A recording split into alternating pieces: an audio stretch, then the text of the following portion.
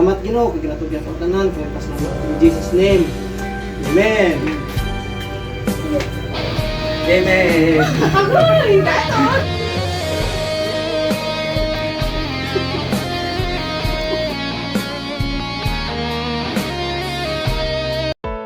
Ayan guys, bago po sa lahat, ipapakita ko po sa inyo ang aking pasalubong para po sa kanila.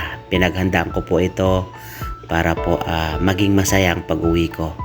After 7 years, makakauwi rin tayo ng Pinas. Sobrang nahirapan ako sa aking pag-uwi kasi may stopover po ako. Halos 16 hours ako sa Abu Dhabi nag-aantay, pero sulit naman guys kasi makakauwi naman ako ng Pilipinas at makita ang pamilya ko. At alam nyo ba guys, hindi ako mapakali sa kakabantay ng monitor dito sa loob ng eroplano kasi excited na ako makalapag kasi sobrang tagal ng aking flight. At sa wakas mga guys, nakalapag na rin kami ng maayos dito sa Pinas na safe and sound. Kaya maraming salamat Lord, to God be the glory. Kaya i-flex ko lang lahat na mga kasamahan ko.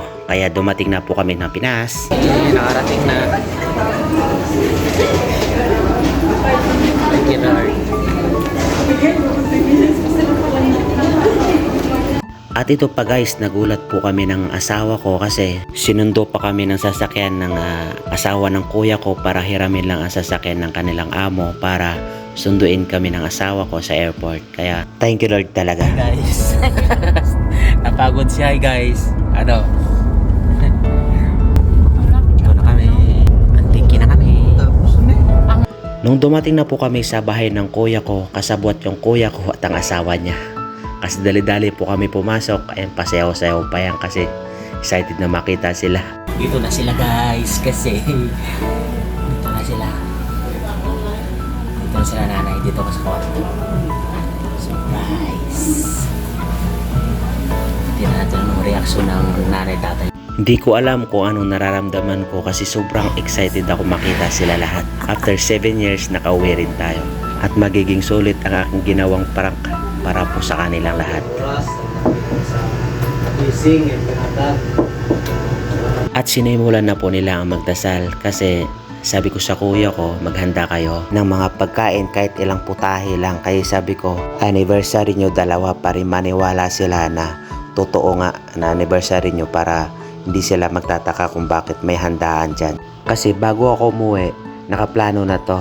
Sinabihan ko yung kuya ko na huwag kayong magsabi kay nanay at tatay sa mga pamangkin ko at lalo sa ate ko kasi maingay ang ate ko. Baka hindi niya matiis isumbong niya kay nanay. Kaya habang nagdadasal sila, kinukuha na sila ng video ng asawa niya. Kaya ito guys, napakasarap sa pakiramdam. Salamat Ginoo sa blessing Lord na the Lord God na wala mo nang andun ko kapatubaya ka namin Ginoo.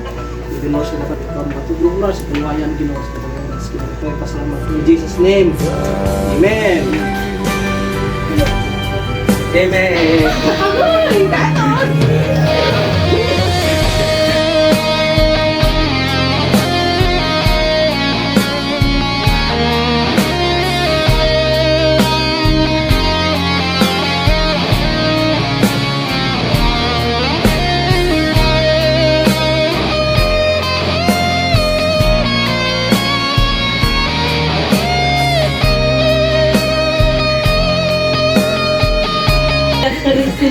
Kasabwat.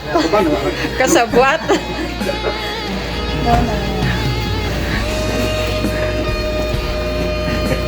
Hi, JM. Kumusta? Surprise. Ba't kayo umiiyak? Surprise.